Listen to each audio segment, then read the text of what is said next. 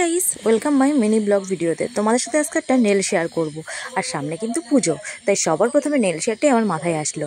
দেখো, সবাই তো আর নেল এক্সটেনশন করিয়ে নখ খারাপ করতে চায় না, তাই ঘরেই আমরা কিন্তু এই পদ্ধতিটা অ্যাপ্লাই করতে পারি। তো সবার প্রথমে নেলটাকে খুব ভালো করে একটা রিমুভার নিয়ে পরিষ্কার করে নিতে হবে। তারপরে 3টে নেল পালিশ নিতে হবে। আমি এখানে ব্ল্যাক কালার, রেড কালার, হালকা ইয়েলো কালার, তার মধ্যে কিন্তু একটু অভ্র অভ্র দেওয়া ছিল। তো সবার প্রথমে আমি 4টে আঙুলে ব্ল্যাক কালার দিয়ে নেব।